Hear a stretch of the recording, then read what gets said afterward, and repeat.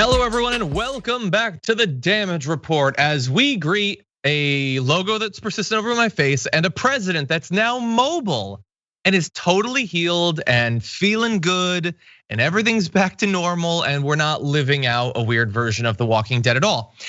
So we're gonna cover the news, of which there's a lot, including the president's emergence from Walter Reed, his return to the White House to spread the virus there. Very exciting. We've got a lot of other news too, but most importantly of all, we have Jordan Ewell. How's it going, Jordan? John, it's going all right. Thank you for having me. Good to have you here. I know over the weekend you were doing a sort of fundraising effort, right?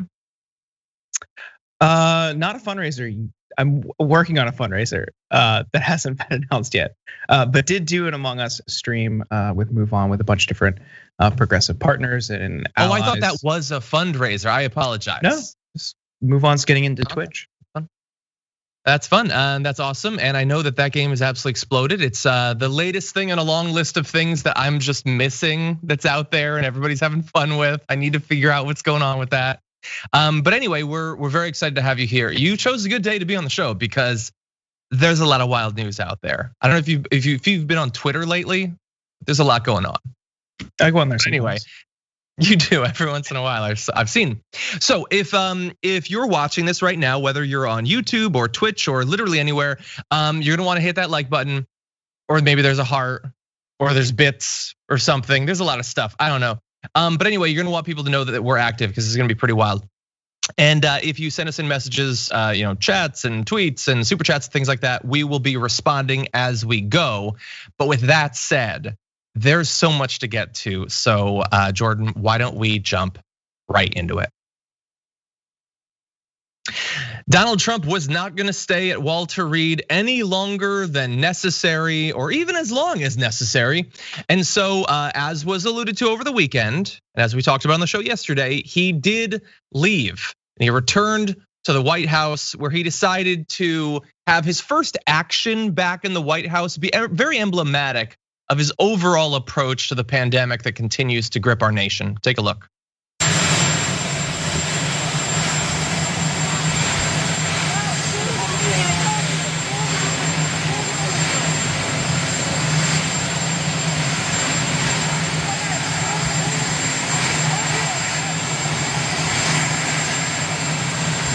Ladies, come back in.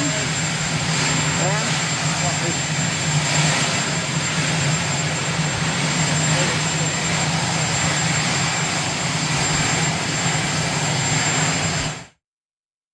Okay, so we're gonna have a little bit of a zoom in on a few seconds of that video, but Jordan, so he returned to the White House and immediately took his mask off. First thing he did as president once again, what do you think? It's hard to really encapsulate just how reckless like him and his team and his supporters are being in this moment. Like this is a virus that has killed over 1 million people worldwide. It's killed 200,000 plus in the States. Millions of people have had it, and if just like I do, people who have had this, it's miserable, and we've seen how contagious it is. That this was, it seems like we can get into this, but it seems like a rushed exit from Walter Reed and taking the mask off, and then again, like his supporters, which I think we'll get into later, turning this into like the next step in that like mask culture war, just shows like they don't care. They really do not care. No, they really don't seem to, or at the very least he doesn't. I'm sure there's somebody hypothetically that wants Trump to do what is good for him, whether in terms of his health, in terms of his prospects of re-election, but Trump is gonna be Trump, so he's not gonna listen to any of that. But really fast, let's talk about the mask going off, because the president at that point was near an official photographer and other staffers could be seen behind him.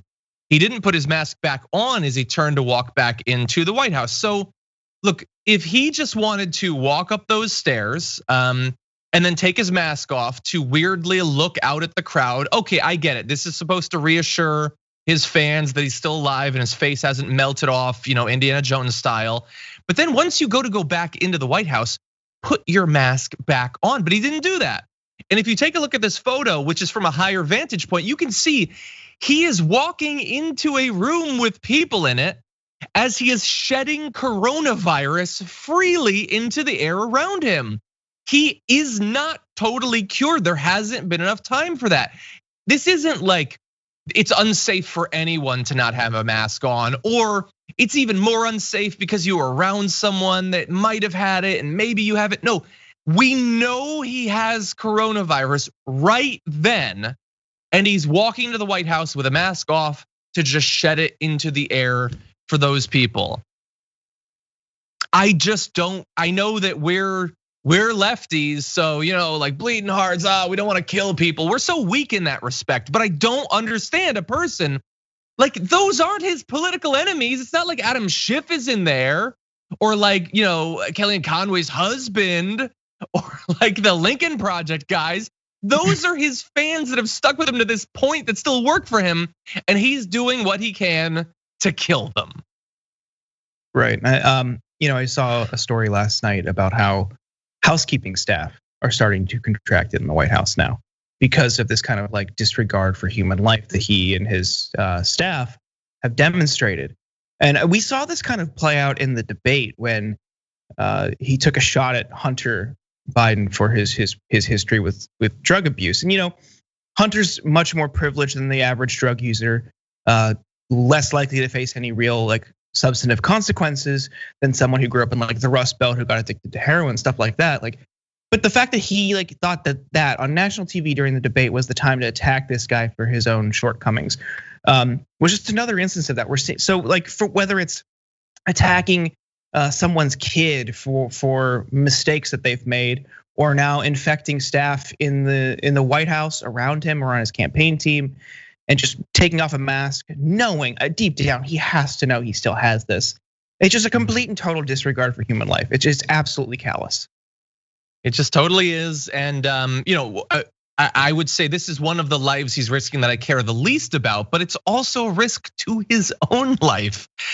Just hours before what you saw in that video, White House physician Sean Conley said Trump, quote, may not be entirely out of the woods yet with the virus. The president is still infected and will continue to receive treatment at the White House. He just doesn't want to do it at Walter Reed because I guess he thinks it makes him look weak. And if you're a right-wing male, there's literally nothing you fear more than someone thinking you're weak, even if your lifelong quest to avoid that appearance makes you constantly weak. But that's a longer conversation we don't have time to get into. Now, White House aides have advised President Trump to avoid the Oval Office while he's still infected. We'll see if he respects that. But they're making arrangements for him to work out of the diplomatic reception room and use it as a backdrop for future televised remarks, according to two White House officials. Now, one of those White House officials told Axios, it's insane that he would return to the White House and jeopardize his staff's health when we are still learning of new cases among senior staff. This place is a cesspool. And they go on to say he was so concerned with preventing embarrassing stories that he exposed thousands of his own staff and supporters to a deadly virus. He has kept us in the dark, and now our spouses and kids have to pay the price. It's just selfish. So look, my gut reaction is, why are you still saying all this stuff off the record? But the thing is, we saw that that Pence aide come out and give all this information about what was happening in the White House. And it's not like going on the record makes his followers care anymore. But Jordan, this is what people who actually work there are saying. Like, they're shocked that he is willing to do this and to infect, as you said, not just the politicos in the White House, but the people who are just working there, the staff. Yeah, I don't know. I can't believe, here I am, like still somehow shocked that like this is what it's reached. That they all know that this could get people killed around them. They can get people sick. If they don't have, or those people in the staff, like maybe in housekeeping, don't have, their family members don't have health insurance, people around them don't have health insurance, they could risk like bankruptcy. This is extremely dangerous, and he is using this as a campaign prop because he wants to be seen, like you said, as this kind of alpha male. He doesn't want to be seen as weak or inferior. It's really close to the election, so he wants to make sure like people aren't worried about his his vitality or election prospects. Yeah. And the end result is he's putting people's lives in the line. That is so unbelievably callous. 100%. And it's Trump is obviously putting at risk the lives of everyone around him. But let's focus just briefly on the fact that he's probably also endangering his own life too. So he spent a few days at Walter Reed, and he received arguably the best care one could get. It seems like in some ways he got the doctors to give him things that he probably shouldn't have. But so what condition is he in though? Because now he's left. He doesn't want to be there anymore. He's left.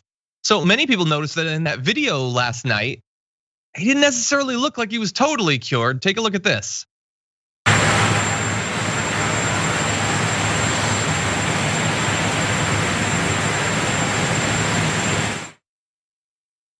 So, we can play that as B-roll, but Jordan, that was going around, and a lot of people are saying that doesn't look like a person who is breathing totally unencumbered and just totally happy to be, processing oxygen. That doesn't seem like that. Right, and this is a virus that could cause permanent lung damage to someone that it infects. I've got a buddy who had it in March, and he's been telling me a lot about his experience with it because he had it for around 20 days. And he said the first few days, you kind of feel sick, you kind of feel all right, but it kind of ebbs and flows from then on. And we saw the path with Herman Cain. They thought he was on the mend about a week, 10 days into it, and then ultimately his fate took a turn for the worse. Again, my buddy said that kind of breathing thing resembles what he had experienced. Even 15 days in, he thought he was feeling better. Went for a short bike ride and thought he was gonna his lungs were going to explode because he couldn't breathe. This is kind of par for the course for what people who've had it say it's like. And this again, this is the onset. This is the beginning. This is not going away anytime soon. Yeah, it doesn't look at it. I mean, look, I've said, every day that we've had a show since he was infected, I have said that I am sure for a number of reasons that he's going to be just fine. He is definitely receiving whatever humanity has to keep a 74-year-old man with comorbidities alive during this. He is going to get it. He is going to get it earlier than anyone else would get it. He's going to get it for free. I have a feeling he is going to be just fine. When I say just fine, I mean that he'll be alive. Whether he is setting himself up for lifelong lung or other organ damage, I don't know. But I was reading, I think it was Dr. Syed was saying that one of the things you look for in terms of evaluating someone's recovery here, in terms of breathing, is the involvement of these muscles. How much are you having to sort of do that to aid in the breathing process? And you can see that in that video. He appears to be wincing, but he wanted to go home. He wanted to go home and show how happy. You can see that. Look at that pained. And I'm not I know some conservative watching this and be like, why are they taking pleasure? I'm not taking pleasure in this. This is a bad, stupid idea. It's a stupid idea that seems to be done because of either his bizarre personality weaknesses or a belief that it'll help him in the election. And I don't even think that that's true. This whole thing is just. It's sad. Initially, I know there were the memes and there were gifs, but that was very funny. But it's just getting sad. This isn't good for anyone, and lives are on the line. His and more importantly, other people around him. Yeah. This. Yeah. Just briefly, just the response from his supporters and lackeys was really alarming too. His campaign put out a GIF or a meme of him. His head had been motion tracked onto a football player, and he was hurtling over COVID. You saw the tweets from Kelly Loeffler saying Trump beat COVID, and leaning into this kind of he beat it, he toughened it, he was tougher than it, that kind of stuff. That rhetoric, I gotta imagine is going to backfire with most people, because people around us who have gotten sick or died from it, it's no fault of their own. It wasn't that they weren't tough enough. It's that this is really dangerous. And leaning into this kind of hyper masculine, tougher than the virus rhetoric is so short-sighted. Yeah, I would say hyper fake masculine, but I agree. And we're gonna get exactly what you're saying there. We're gonna get out of Trump's mouth, and a little bit later on, we're gonna check in on Fox News and see how they're dealing with all of this. We need to talk about a relatively new show called the Republic, or UNFTR. As a Young Turks fan, you already know that the government, the media, and corporations are constantly peddling lies that serve the interests of the rich and powerful. But now there's a podcast dedicated to unraveling those lies, debunking the conventional wisdom, In each episode of On the Republic, or UNFTR, the host delves into a different historical episode or topic that's generally misunderstood or purposely obfuscated by the so-called powers that be, featuring in-depth research, razor-sharp commentary, and just the right amount of vulgarity. The UNFTR podcast takes a sledgehammer to what you thought you knew about some of the nation's most sacred historical cows.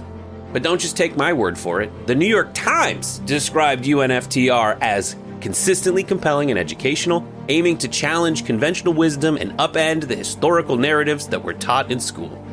For as the great philosopher Yoda once put it, "You must unlearn what you have learned." And that's true whether you're in Jedi training or you're uprooting and exposing all the propaganda and disinformation you've been fed over the course of your lifetime. So search for UNFTR in your podcast app today and get ready to get informed, angered, and entertained all at the same time.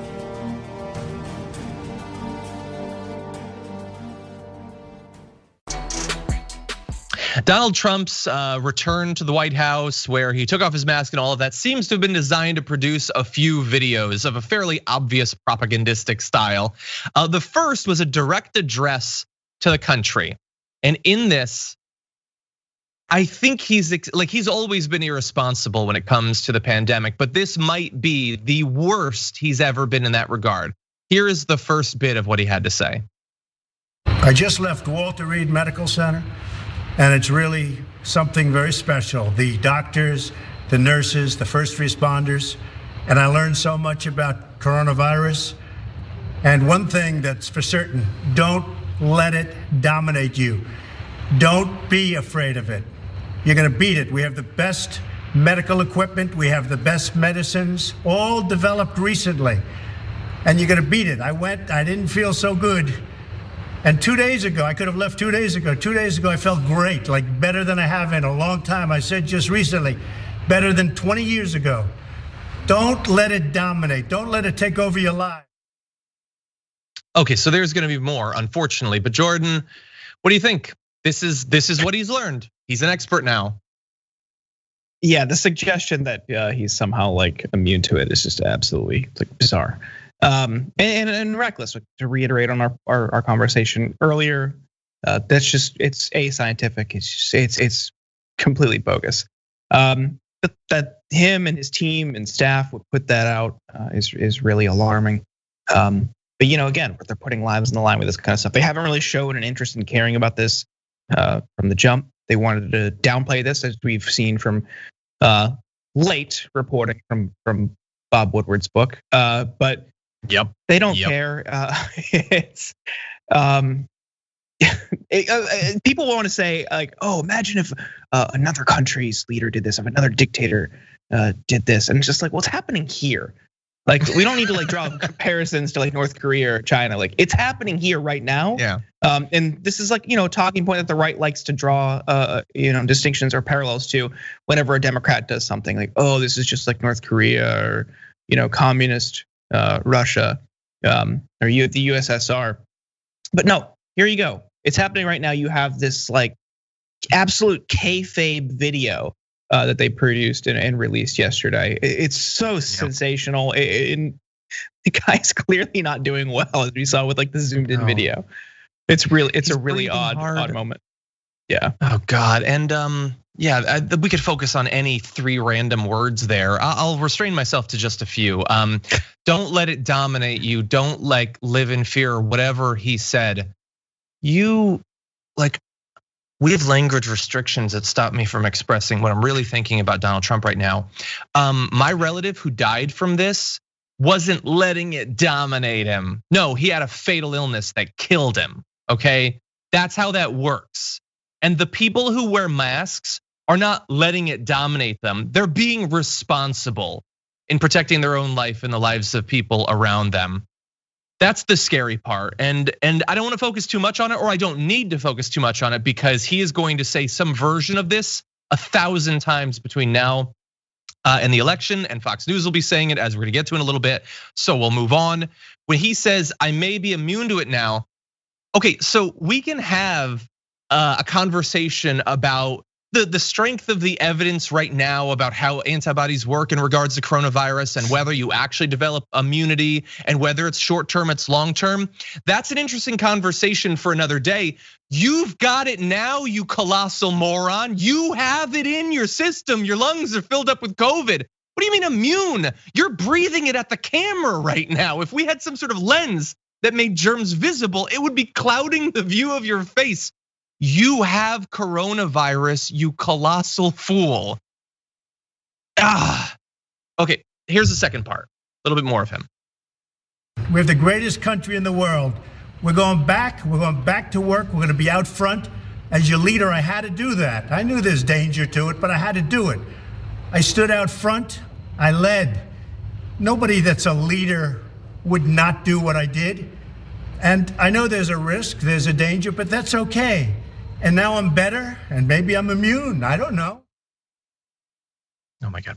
Anyway, okay, so that's enough of that. Jordan, he's now like, this is not a hypothetical anymore as to whether he'll have a new tone or something after having COVID.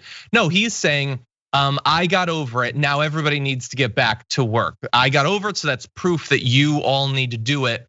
And everything he did that put him at risk of getting it, and he did end up getting it, was just anything any leader would do. Any leader would hold indoor rallies, wouldn't wear a mask, would tell other people not to wear the masks, would mock people for wearing masks.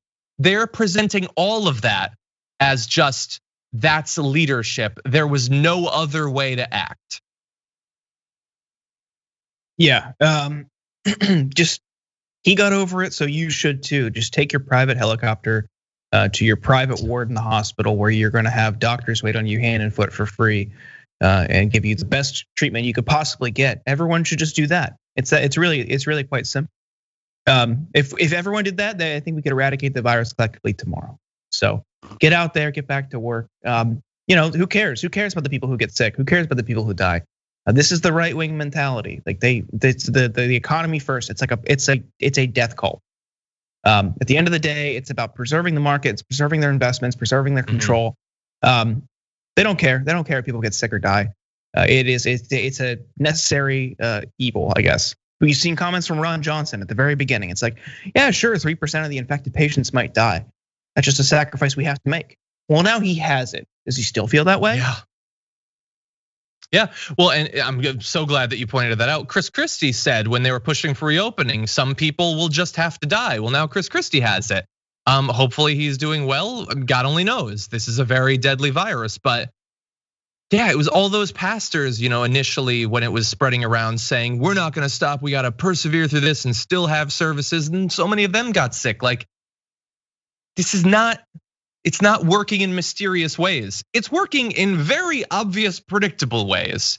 Predictable to a rational person who respects science. So one other area where, in theory, Donald Trump could have shown that he had learned something from the experience of his ongoing recovery from COVID would be to change the way that he talks about this a little bit. But he's not interested in doing that. And I mean that very, very literally. It's like the exact same messaging, and we have a great example of it. So he sent out a tweet that has since been sort of kind of redacted by Twitter, but it's still available there because Twitter won't actually get rid of these tweets. They'll just put up a warning. So he tweeted, flu season is coming up. Many people every year, sometimes over 100,000, and despite the vaccine, die from the flu. Random, if you're listening to this on the podcast, random words are capitalized. I don't know why. Are we going to close down our capital country? No, we have learned to live with it, just like we are learning to live with COVID. In most populations, far less lethal. So at the beginning of this, March 9th, back before any of the lockdowns, before anything, I was still shooting in the studio. He tweeted, so last year, 37,000 Americans died from the common flu. It averages between 27,000 and 70,000 per year. Nothing is shut down. Life and the economy go on. At this moment, there are 546 confirmed cases of coronavirus with 22 deaths. Think about that. I'm gonna turn that back on you. You think about that. There were 22 deaths then. We've got about 1,000 times as many deaths now. And he's still saying the same thing. I mean, he's artificially inflated how many people supposedly die each year from the flu to sort of make it keep up a bit with COVID. It's not true. 100,000 people don't die every year. That's not even remotely true. 61,000, I think, is the most in the past decade that have died. But Jordan, it's the same exact talking points, actually, the same.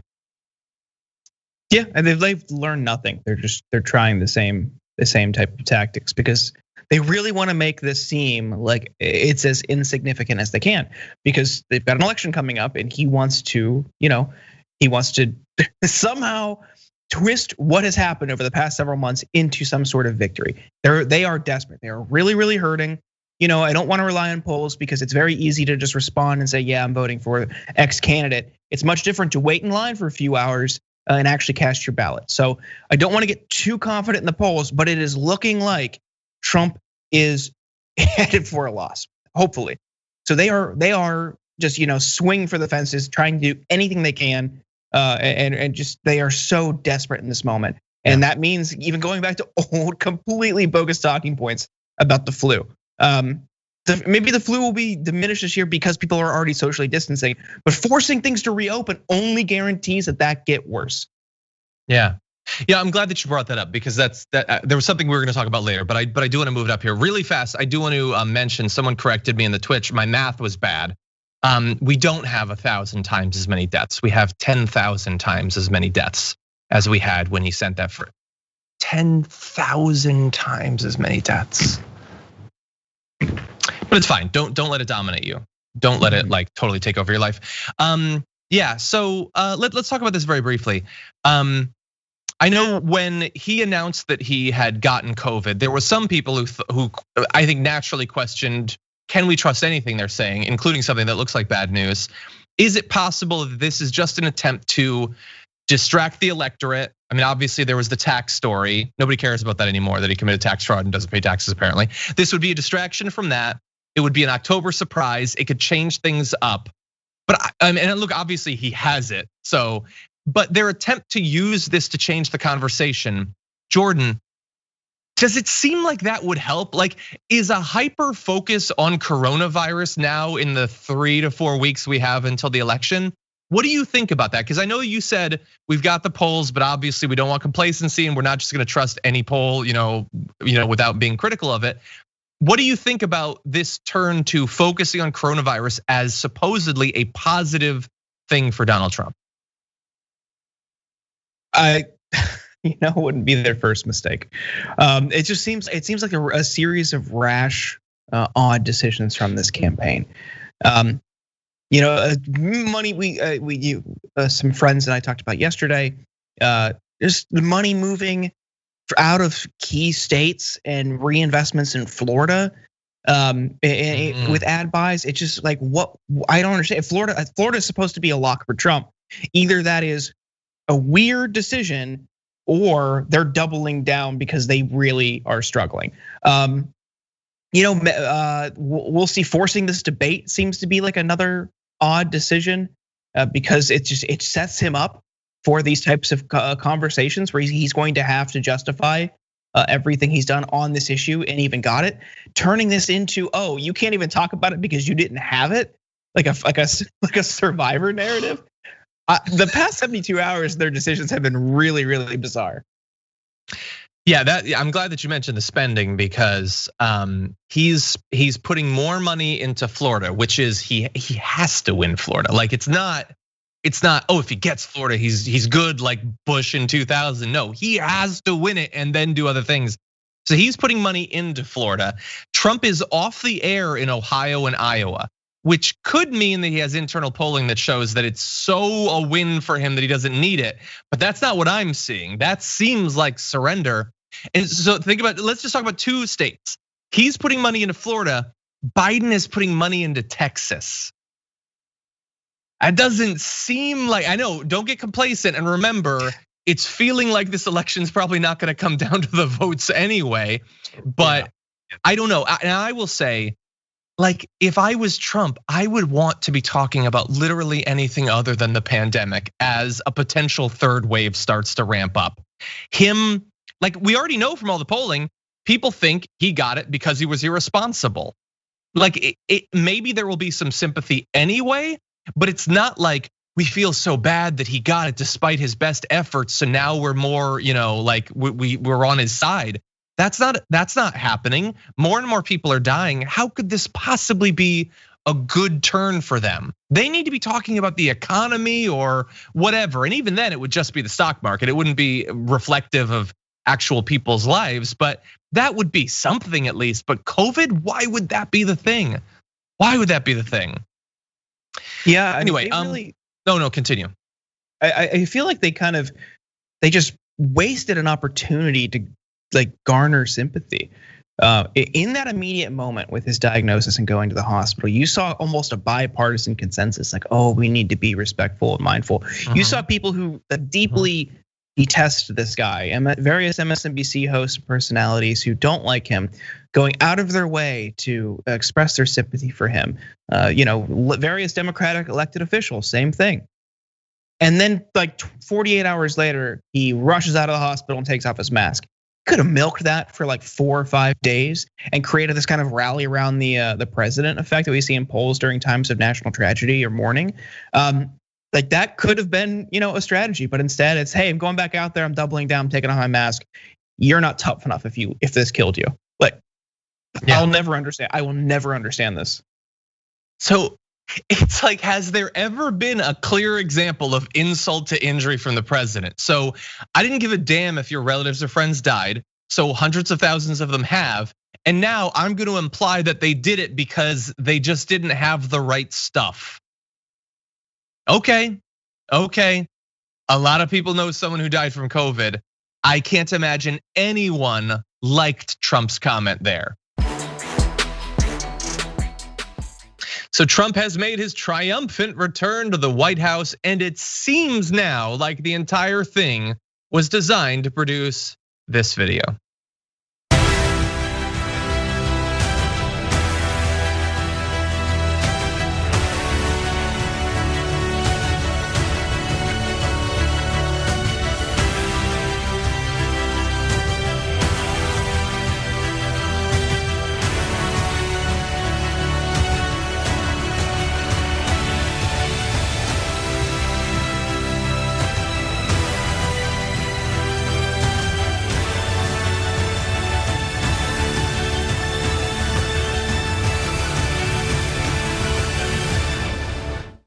Okay, so I know if you're on the podcast again, you might be confused and think from the epic music that was a trailer for the next Avengers.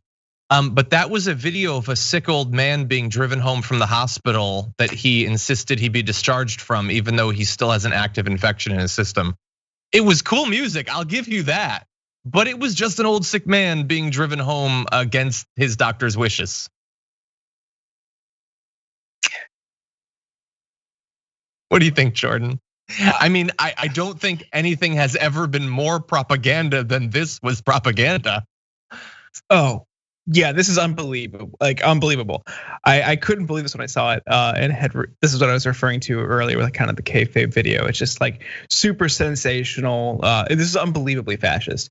Like this is just like the monuments, the White House, the pageantry of state, all of this kind of stuff. Like you said, to show a sick guy coming back home. Like that is like, it's so over the top. Like it's hilarious. Like I don't want to laugh at the guy's condition because it's an unfortunate virus and it's you don't want to see more people get sick and die. But like this video is hilarious because it's just like it's so over the top. Yeah, and the fact that again, he got it because he told doctors to go F themselves month after month after month, refused to do even the most simple precautions against getting it. So he stupidly bumbled into getting it. And now like he's Captain America because of that. Like, I hope he gets better. Hope he recovers. And more importantly, I hope that he doesn't spread it to even more people than he already has. But you're not a superhero, bro. You're an old sick guy who got driven home from the hospital.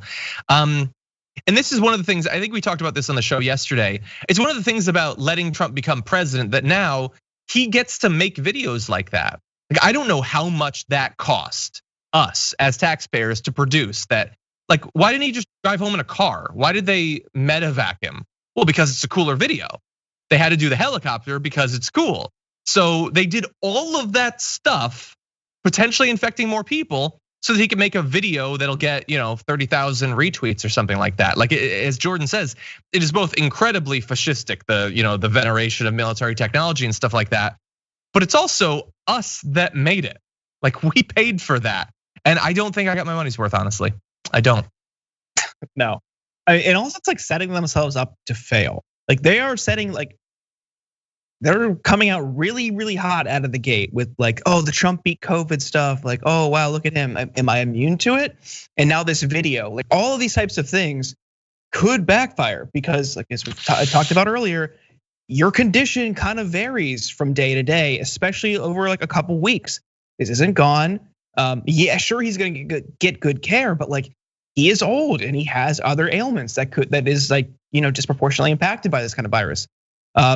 Like I said, a buddy of mine felt fine like 1 week, and then the next week he felt like he was climbing a mountain just going to his mailbox, coughing up blood and stuff. So like there's a lot of other risks that could have adverse reactions or impacts, and they're setting themselves up for failure with this kind of stuff really, really hot out of the gate.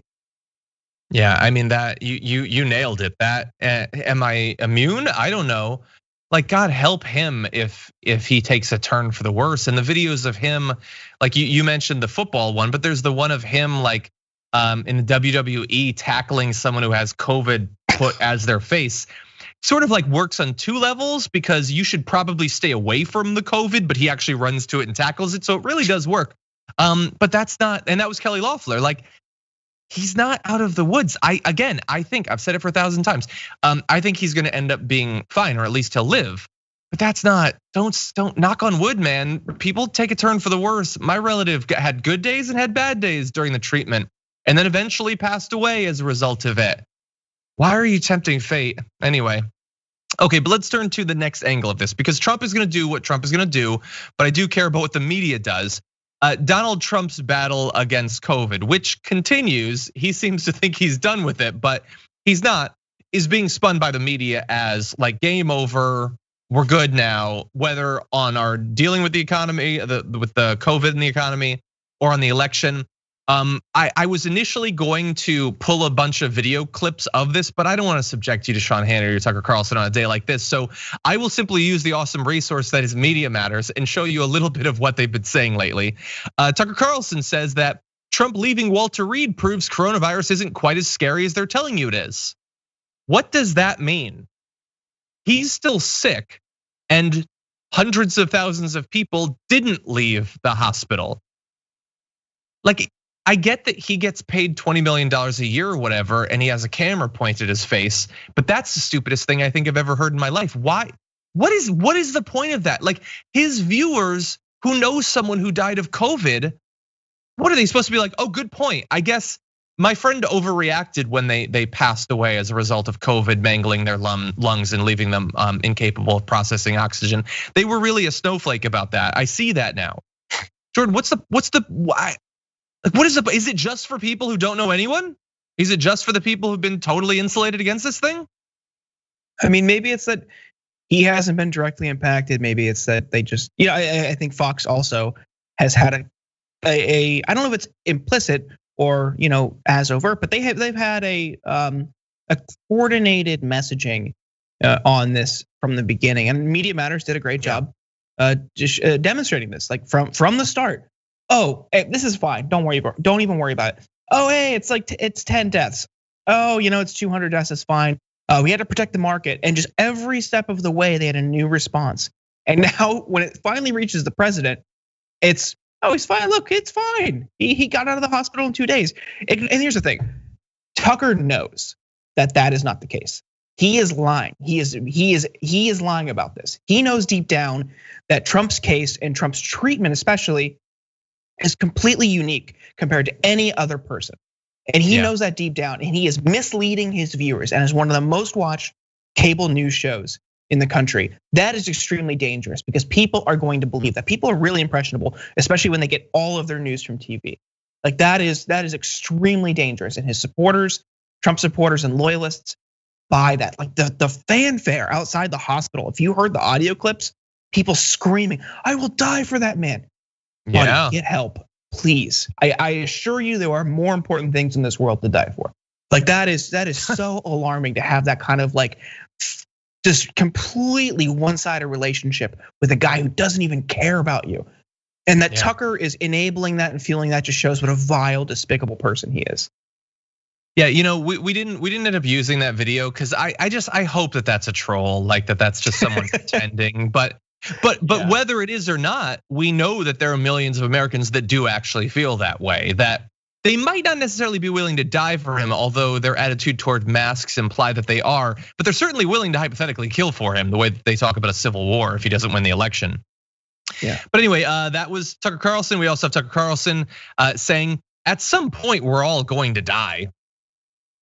Is that how he views like the threat of Muslim extremists coming over the border, or literally any other threat? Is his attitude, well, what are you gonna do? We're all gonna die someday. Is that how he views any of those? Oh no, he doesn't view any other threat that way, just this one. Interesting. And he's finally come full circle, because I remember in the initial month or so of the pandemic, there was that study of Sean Hannity and Tucker Carlson, and how Tucker Carlson supposedly was more responsible with the way that he talked about it. He immediately jumped off a cliff into irresponsibility right after that. But one of the things that Sean Hannity said in the first couple of weeks of the lockdown on his radio show was, what are you gonna do? We're all gonna die. Well, now 210,000 plus Americans have been reported as dead. And Tucker Carlson, apparently after all of that, after everything we've been through together, all of these shows, all this news, all that stuff, at some point we're all gonna die. That's it. It's just fatalism. They're pretending that it's like brave or alpha or tough or leadership. It is simply fatalistic surrender in the face of something that we know how to defeat, that we have the resources to defeat, but that they just don't actually care to fight, because they think somehow that surrendering to it, dying from it, is better for Donald Trump. A sad country. Yeah, they are. Again, this messaging is so hollow, because inside Fox, they're practicing social distancing. A lot of them are working from home. Yeah. Tucker has been filming from home or doing the show from home or remote locations, things like that. They're not living to the same standard that they talk about on the show. They don't have this callous disregard in the office. They're treating it like everyone else should be treating it, like, which is with preventative measures. And it's like, this is an issue of like, it's impacting him, it's inconveniencing him. He can't go to the Palm Steakhouse every night like he likes to. Mm-hmm. He can't just travel freely. He can't go on vacations, trout fishing or whatever, things like he likes to do. Even from like the small things, like he's a big fisherman. So he had a segment on his show when he heard there was like litter in one of his favorite fishing spots, and he blamed it on immigrants. And he blamed it on like a marginalized community. It's just like when things impact him, he cares, and that's why he's like upset about this. He doesn't care if you die as a result. He just wants things to go back to normal for him. But Skip, what are you doing with that? What are you doing, Skip? Come on. I guess Skip's got to have fun too. That's actually interesting. I didn't know that he was really into fishing. I thought it was like a wink and a nod joke that he'll go on a fishing trip every time it's revealed that one of his employees is a literal Nazi or he's accused of sexual misconduct. I didn't think he was actually going fishing, but apparently he is. Oh yeah, he actually is. Oh. There's even a video of him back in like early 2010s, I think, of him fishing in Central Park. Some bystander just saw him there. I guess they like artificially like put fish in like a pond or a lake in Central Park, and he was fishing there. Like he legitimately is. I don't mind that. Yeah, assuming you're allowed to. Although I wouldn't doubt that he would do it even if you weren't allowed to. But anyway, okay, so he's ridiculous. But let's move on to slightly more ridiculous. Not necessarily all the way to Lou Dobbs' hero worship of Donald Trump, but Sean Hannity compared Donald Trump's COVID infection to Winston Churchill's response to World War II, and I hate every word of that. It's nothing like that. The interesting thing about Winston Churchill's response to World War II is that Winston Churchill responded to World War II. Trump just surrendered to the virus 6 months ago, and that's it. And now he's telling you that you should have a herd mentality. That doesn't scream of Winston Churchill. There's a vague resemblance between the two, but beyond that, the metaphor is weak, Sean. It's really weak. Yeah, who could forget that that heroic moment when Winston Churchill like quietly told a reporter they're going to downplay the threat of the Nazis, like just like, oh, it's not that big of a deal. We don't want to turn this into a thing. Yeah, I just wanted to project a positive attitude. Yeah, that would be like if the Blitz was going on and there's like one neighborhood that, man, it's getting bombed. It's just really getting bombed. And everyone's like, Winston, don't go in there, Winston, you moron, don't go in there. And he's like, nah, I got this, I'm good. And he walks in there and gets his legs blown off. That would be a little bit like this, like that he's not listening to the advice of the people that know better than he does. God, anyway, I'm having a little bit of trouble with my mic. I'm gonna proceed though. So anyway, look, I summarize this just to say, and we don't know, Lou Dobbs tonight is going to say some insane things about Trump being released. But you should understand that while very few of our fans probably watch much Fox News, they do think, or at least want their old fans to think, that Trump, insisting that he get discharged while he's still actively fighting the COVID infection is like, it's over, it's done. He is a hero on the level of Alexander the Great or whatever. I don't know, we live in very different worlds. That's all I have to say about that. You wanna move to someone arguably worse though, Jordan? Sure, John. This is someone that we have not talked about in this show, I don't think, in months, because I genuinely don't get any pleasure out of it, but we're going to here. So Donald Trump got COVID, Joe Biden didn't, arguably because Joe Biden actively tries not to, for instance, by social distancing and by wearing a mask. And he continues to try to remind people of that, for instance, with this video that his campaign put out yesterday.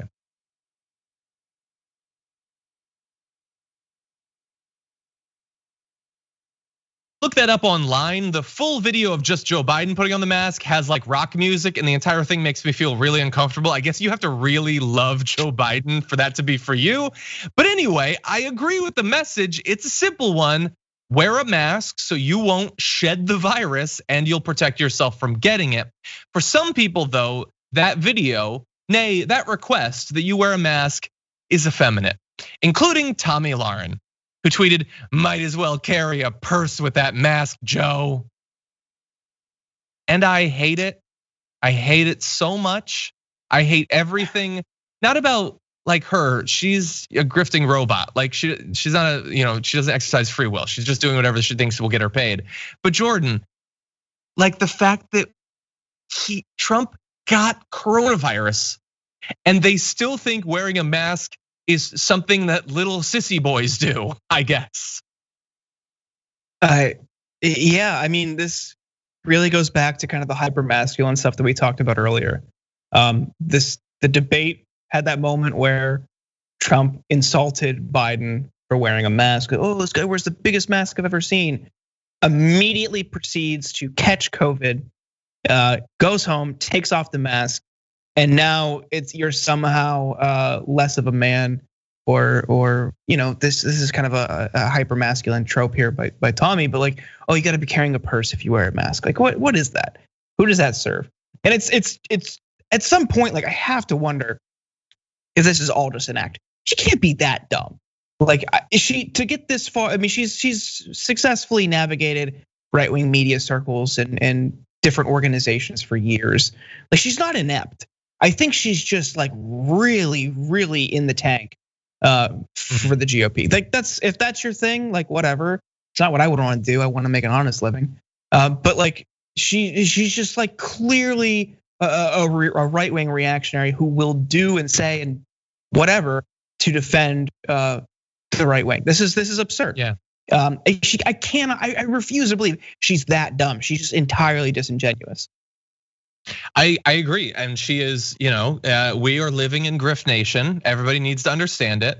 There are true believers, like there are on the right. They're crazy, insane, racist, all of that. But like they really do project that they really believe this. But I get from her that she does what all grifters do. She analyzes the landscape, identifies a desire, and just does the thing that those people want her to do. And so what those people want, and those people, by the way, are right-wing white males, they want a woman who will tell them constantly that women are bad, and certainly not as good as men. That's what these men want. They want men that will tell them that women suck, but they especially want women that will tell them that women suck. And so Tomi Lahren is doing the thing that Ann Coulter did for several decades. Just saying that women suck, they're awful, they're emotional, they shouldn't be in positions of leadership, they probably shouldn't even be able to vote. That's what she's doing here. She's sort of dipping her toe in the water, but she's saying women are weak. Being like a woman is weak and stupid. And so Joe Biden wearing a mask is weak like a woman's weak. Even though, important reminder, Trump got COVID and Biden didn't. That would seem to be a point in Biden's favor, but apparently not from Tomi Lahren, because Tomi Lahren doesn't care that much about people getting COVID.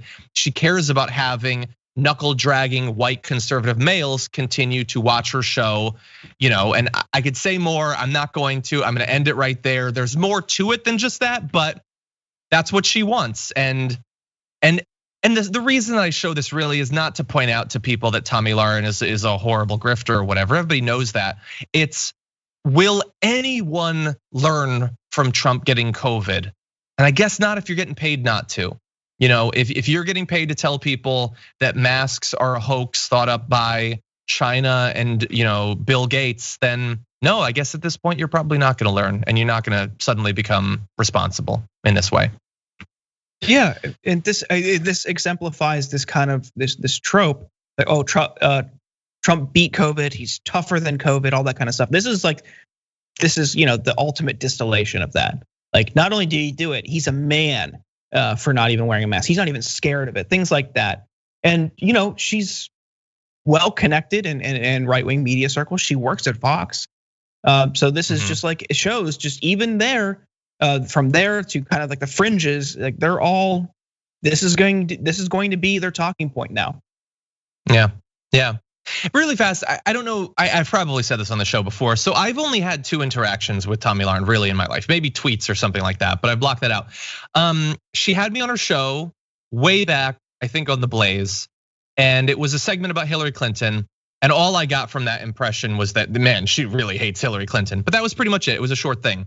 I've only ever talked to her once in person, and we had a little conversation. And you know what she was like in person? Was she nice? Perfectly fine. She's perfectly nice. Totally nice. You know why? Because there were no fans to make one way or the other from being nice to me or not being nice to me. And so I guess she was just nice to me. There was no money on the line. There's no image to carefully craft. There was just a human interaction, and in that way, she was fine. I'm sure if I dug deep, there's a lot of bad stuff there, but she was a perfectly fine person. But this is what grift does to people. You have to craft the persona that gets you paid, even if that persona is objectionably, it's just the worst. It's just the worst. You get paid to be bad. That's a bad system, I think. Yeah, God, man, the media ecosystem is it's so toxic. Like, I'm sure if there was a camera around, she would be more blunt with you. But like, totally. It's she's just putting on a performance in that kind of a situation, Like it's just, but it does everyone a disservice when we have that kind of a scenario. Like, it started with Crossfire and really took off with Crossfire. Like, they're not there to debate. So it's like, I don't like to talk to people from other outlets because they're not really looking for an actual conversation about things like this is. What's the point? I don't want, if you want to argue with me, you just kind of like resort to like bad faith attacks. It's a waste of my time. You see this kind of stuff a lot with like YouTube debates. Not really of interest to me. I think there's a bunch of people who like to like debate right wingers and alt-right people on YouTube. It's a waste of time because it's all performance. No one's gonna be like, you know what? I changed my mind at the end. It's a waste. It's an absolute waste. It's all for entertainment. I couldn't agree more. I said that many times on the show. I do think there are people who really do believe that engaging in that will change minds. I know of at least one person who is actually genuine. I think that person is wrong. I don't think it has that effect. 9 out of 10 people who do that, though, whether they're good or bad at it, that's a different thing. And if you just want that entertainment, then fine, watch it. It's arguably as good as watching a Fast and Furious movie in terms of its effect on the country. But it is just performance. It's brand building. It's arguably clout chasing. That's all it is. Not to say that nobody's ever had their mind changed. but it's mighty rare. And I don't think that's what most people are doing. Like if you sit down to debate with Ben Shapiro's not honestly trying to make the country better by doing that. That's just not how that works. One of the laws of the 2020 election is that it is not an election day, it is an election week, if not an election month, and that it is going to be very exciting because while in past elections, the will of the people was what decided the vote, it might not go this way this time. So I want to remind you of a story that we have talked about previously, but that I want to be on your radars so that the people who watch this show aren't like, just so surprised by some of the things that they might try to do after the election. So one, and potentially the greasiest, even more so than trying to get the Supreme Court to shut down the mail-in ballot count or something like that, would be if Trump loses states and those states decide, no, he actually won, which they technically can sort of do. So the president is not directly elected by the people. The official votes are cast by electors on behalf of the voters in their states. Those states have historically chosen their electors by the popular vote. The Constitution doesn't mandate that, saying only that a state shall appoint its electors, quote, in such manner as the legislature thereof may direct. Now, despite that, every state has allowed its voters to make the call in every election since the late 1800s. But in 2000, the Supreme Court held in Bush v. Gore that the states, quote, can take back the power to appoint electors. So the plan that some on the right have begun to tell reporters is that after the national election, the Trump campaign would cry foul about rampant fraud and demand that state legislatures ignore the ballot tabulations and choose their electors directly. If the campaign can sustain doubt or confusion about the ballot count, legislators will feel more and more pressure to take up the responsibility before the December 8th deadline when electors' names are sent to Congress for verification. So there is, according to The Atlantic, there's a Trump campaign legal advisor that said that this effort would be framed as protecting the will of the people. They'd effectively be saying, we can't trust the vote, so we're gonna tell you how the people would have voted if it wasn't totally fraudulent, wink, wink, fraudulent. So Jordan, we have more details. We've covered them on the show before. This is one of the things I'm worried about. Does this strike you as a possibility, or do you think that sure, technically it could happen, but they would never actually try to do that? I don't know, and I'll just be honest. I'm worried, but I don't want to veer too much into fear and kind of just like helplessness. They are absolutely trying to suppress the vote, whether that's the decision yesterday to allow the witness requirement for absentee ballots in South Carolina, Trump's deliberate call for people to show up to polling locations and be poll watchers, that kind of stuff. That is designed, it seems to be designed to create conflict at polling locations and mayhem. We're going to see people out there taking it upon themselves to disenfranchise voters and specifically voters of color. That is alarming. And now this is this kind of bureaucratic bogging down the system with legal challenges, and also now the state by state approach to recreate, it seems, results according to their liking. All of this together is very alarming. What I hope is turnout for the Democrats is so high that it completely nullifies all of this effort. The one way to beat this is with a historic turnout. So I'm fearful, or I'm sorry, I'm a little bit concerned, I'm a little worried, but I don't want to just resort to hopelessness. So I hope people remind themselves that turnout is the way to defeat this. I think that you're totally right with your diagnosis there. I'm also glad that you mentioned that. I believe it's South Carolina was the witness requirement. Yeah, I'm so glad that you mentioned that because, I sometimes get so focused on. So what are they gonna try to do after the election that we can't miss that? No, they're already doing things every day. I mean, Texas decided you're gonna have one drop-off location in every county, whether it's a county with 3.5 people and a dog in it, or one of the largest cities in the country in it. That is obviously designed to make it harder and less safe for people to actually deposit their votes. The South Carolina thing is absolutely insane. One of the worst parts of it is that many people will send their ballots in not knowing that they just won't be counted because of this. And South Carolina, like it's probably just gonna go for Trump anyway, but it could just be really close. And in the end, like we won't even know how many votes weren't counted. That's the thing. A lot of these efforts, it's not just that they're effective in altering the vote, it's that they're sort of invisible. We know that the process is there. We don't know how many people it actually disenfranchises, which is really scary. And I do agree. Like if Biden wins Texas, then I don't see how you make the case that you need to override the will of the voters. On the other hand, arguably, and this is getting into maybe rampant speculation, if it is such a like wave election that he's winning states that you wouldn't expect that he should, including Texas, like do we think that Sean Hannity and Tucker Carlson aren't above saying that that itself is evidence of fraud, that a Democrat could win a state like Texas that they haven't won in decades? Yeah, that's a good point. Yeah, they're going to try know. everything they can. They don't care about the democratic process.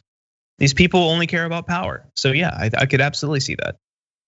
Yeah, although regardless of whether that's true or not, your point still stands. The best defense that we have available to us is to vote, to turn out, to get as many people as we can to vote, to get as many votes on our side as possible, to make it as strong a victory as is actually possible. We might, in the end, have to hope that the system is strong enough to actually hold even with that, but that's what we can actually do. And we have plenty of time. It's still four weeks until the election. You can go to vote.org, you can go to 2it.com/vote, find out all the information you need to make sure that you can vote. Those deadlines for a lot of states are getting closer though in terms of registration. So you're definitely gonna wanna do that now. I can't imagine you haven't yet if you watch the show, because I harangue you about it literally every day.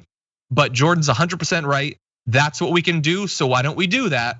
If something else happens, we'll strategize then, and we'll probably be turning to Jordan for information because he's involved with an organization that is better suited than pretty much anyone to deal with something like that. But for right now, we're not there yet. So I'm with you, Jordan. Now, that was a lot, Jordan. Thank you so much for giving us your time and helping us get through that. It's been a wild bit of time. I hope that at some point things die down a little bit so that we can play some games or something. Wouldn't that be nice? I hope so too. Yeah, that would be great. I hope so. Okay, well, until then, where can people follow you? I'm on Twitter at Jordan Yule. Awesome. Everyone should definitely follow Jordan. I would consider it essential tweeting, especially in this time. Jordan, thank you. Have a good one. Thanks. Thanks to the pace of the news in the past month or so, especially the last week, the DNC and the RNC now feel like they were a very long time ago. But some of the moments of those events are still very easy to recall, particularly heartfelt moments like one that you probably remember. And that was when Kristin Urquiza talked about the experience of tragically losing her father to COVID, and talked about how her father had been a big fan of Donald Trump, had trusted him on the pandemic. And I think for the many families, literally millions of families around America who have dealt with COVID, I think that was a very strong moment. And that's why I am quite thrilled, despite the tragic nature of it, that Kristin Urquiza joins us on the Damage Report now. Thank you for joining us today. Thanks for having me. For those who might not have seen your appearance at the DNC, can you tell us a little bit about the experience of your family? Yeah, absolutely.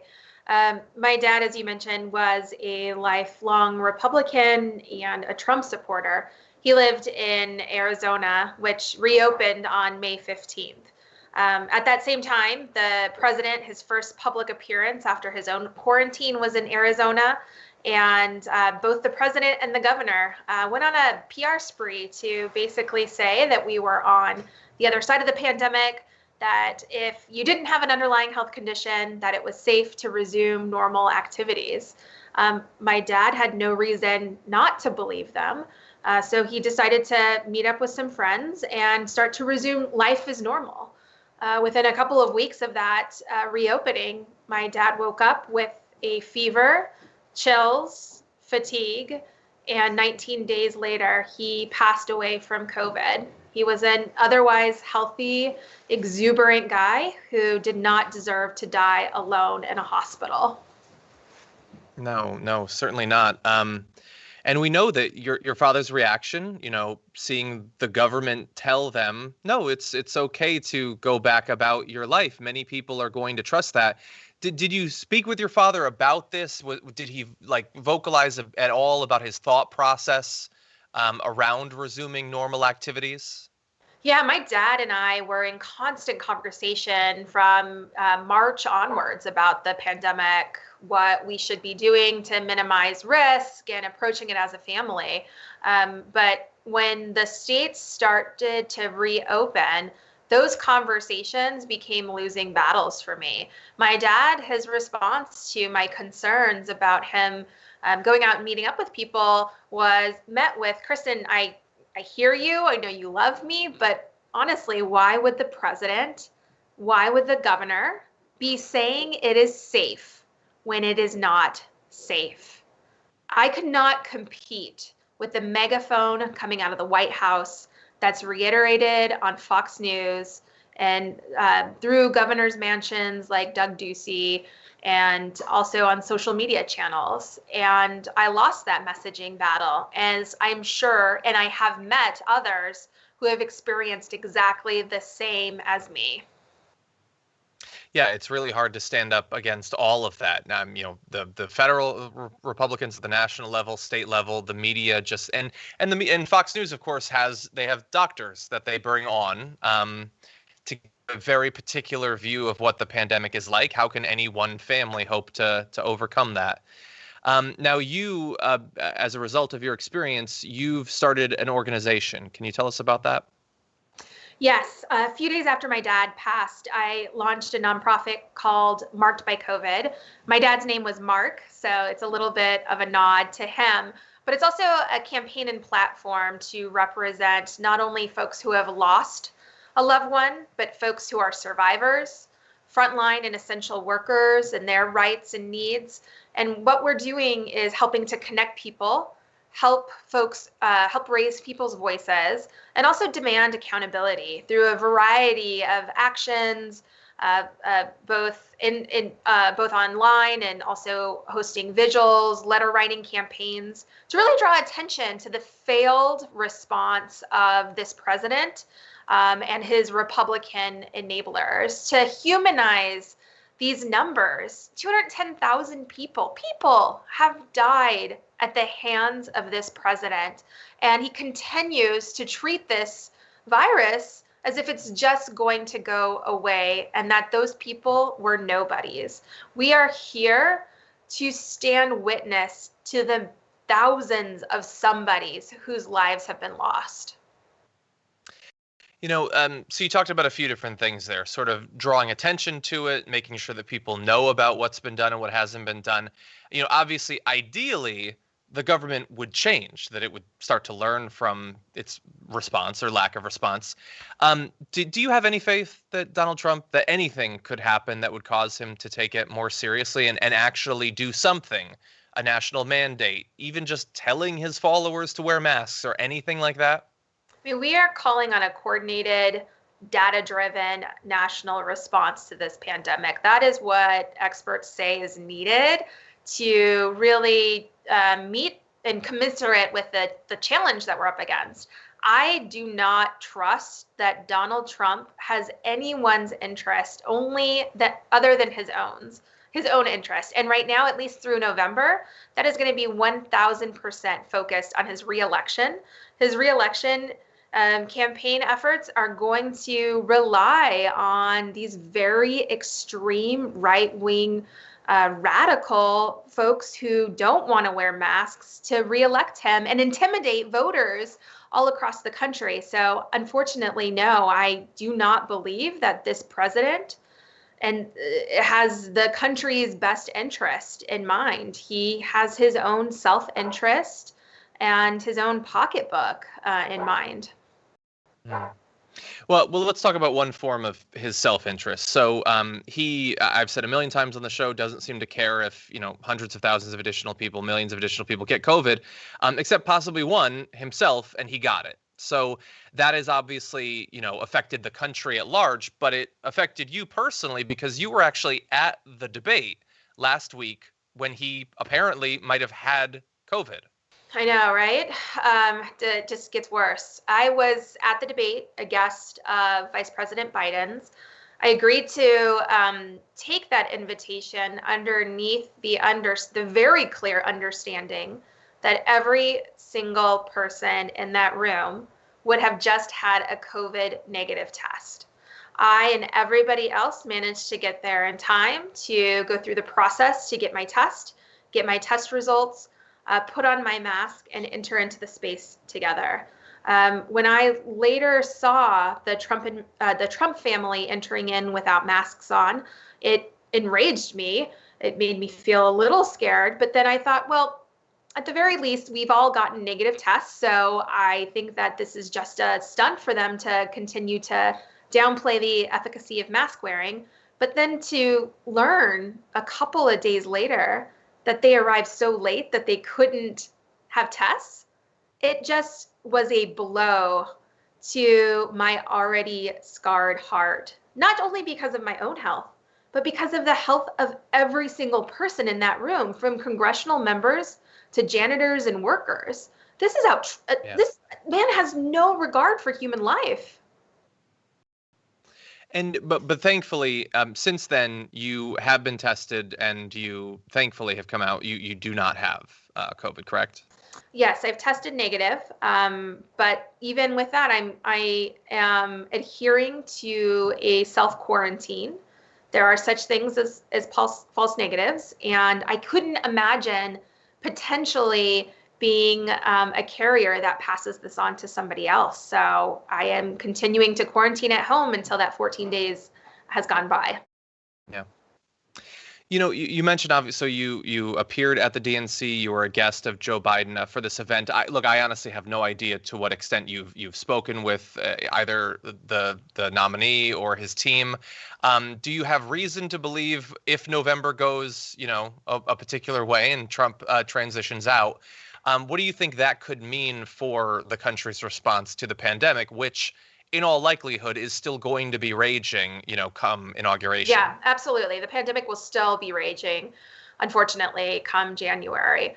I've been in some contact with the Biden campaign, and we at Marked by COVID are developing a policy platform that has a real focus not only on the response and the recovery, but also the resiliency and restitution pieces to ensure that we do not end up in this situation again, and also to ensure that the families who have been most impacted, that their needs, their long-term needs, are centered.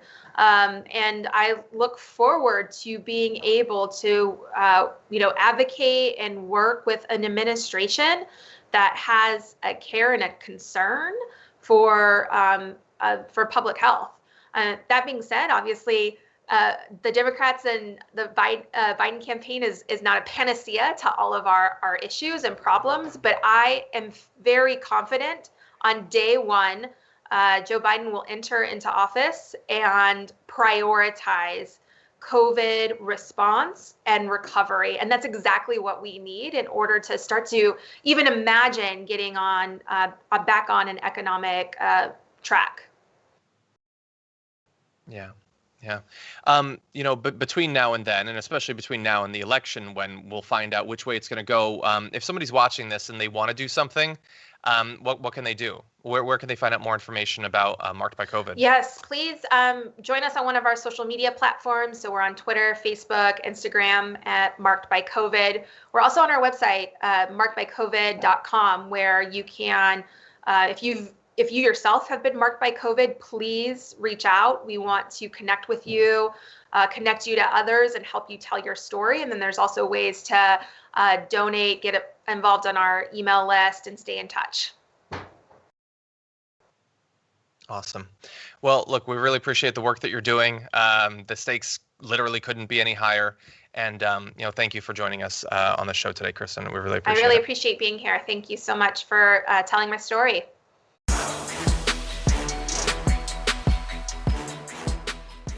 Thanks for listening to the full episode of The Damage Report. Support our work, listen ad-free, access members-only bonus content, and more by subscribing to Apple Podcasts at apple.co/TYT. I'm your host, John Adarola. I'll see you soon.